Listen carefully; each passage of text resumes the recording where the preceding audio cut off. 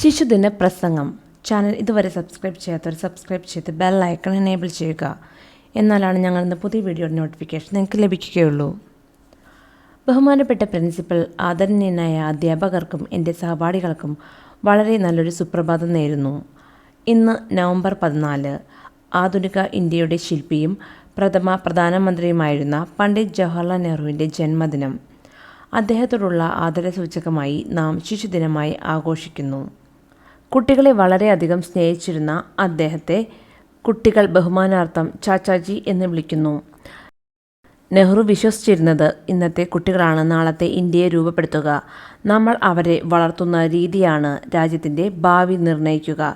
അതിനാൽ അവരുടെ വിദ്യാഭ്യാസത്തിനും ക്ഷേമത്തിനും പ്രത്യേക ശ്രദ്ധ നൽകേണ്ടത് അത്യാവശ്യമാണ്. നാം കുട്ടികളെ എത്ര നന്നായി പരിപാലിക്കുന്നുവോ അത്രത്തോളം മെച്ചപ്പെടും നമ്മുടെ രാഷ്ട്ര നിർമ്മാണം. നമ്മുടെ കുട്ടികളാണ് രാജ്യത്തിൻ്റെ ഭാവി നിർണ്ണയിക്കുക എന്ന് നെഹ്റു ഉറച്ചു വിശ്വസിച്ചിരുന്നു.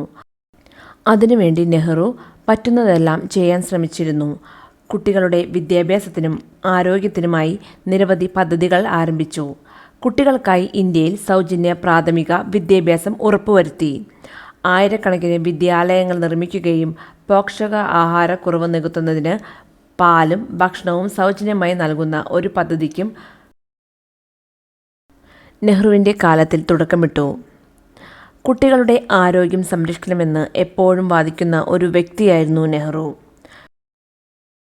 കുട്ടികളോടുള്ള സ്നേഹവും കരുതലും മൂലം അവരെ നല്ലൊരു വ്യക്തിയാക്കി മാറ്റുവാൻ സാധിക്കുമെന്ന് നെഹ്റു തൻ്റെ പ്രസംഗങ്ങളിലൂടെ എല്ലാവരെയും ഓർമ്മിപ്പിച്ചു. നമ്മുടെ മതമോ മതവിശ്വാസമോ എന്തുമാകട്ടെ, നാം എല്ലാം ഒരു ജനതയാണെന്ന് നിരന്തരം ഓർമ്മിക്കണം എന്നതായിരുന്നു നെഹ്റുവിൻ്റെ വാദം.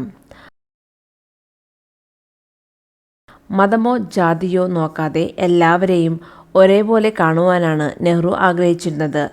ലണ്ടനിലെ പ്രശസ്തമായ കേംബ്രിഡ്ജ് സർവകലാശാലയിൽ നിന്നായിരുന്നു നെഹ്റു ബിരുദം കരസ്ഥമാക്കിയത്. ഇന്ത്യയിലേക്ക് തിരിച്ചു വന്ന നെഹ്റു അലഹബാദ് കോടതിയിൽ അഭിഭാഷകനായി പ്രവർത്തിച്ചു. അതിനുശേഷം ആ ജോലി ഉപേക്ഷിച്ച് മുഴുവൻ സമയം രാഷ്ട്രീയത്തിലേക്ക് ഇറങ്ങി. 1947 ഇന്ത്യക്ക് സ്വാതന്ത്ര്യം ലഭിക്കുമ്പോൾ ഇന്ത്യയുടെ പ്രഥമ പ്രധാനമന്ത്രിയായി സ്ഥാനമേറ്റു.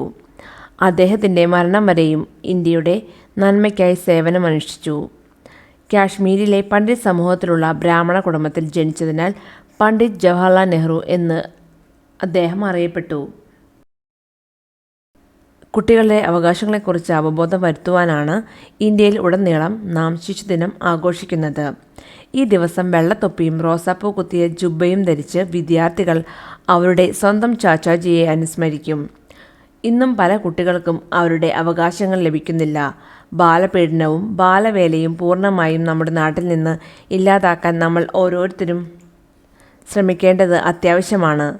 ചാച്ചാ നെഹ്റുവിൻ്റെ ആശയങ്ങൾ ജീവിതത്തിൽ നടപ്പാക്കാൻ നാം ഒത്തൊരുമിച്ച് പ്രയത്നിക്കേണ്ടതുണ്ട് എന്ന് ഓർമ്മിപ്പിച്ചുകൊണ്ട് ഞാൻ എൻ്റെ വാക്കുകൾ ചുരുക്കുന്നു. എല്ലാവർക്കും ഹൃദയം നിറഞ്ഞ ശിശുദിന ആശംസകൾ. നന്ദി.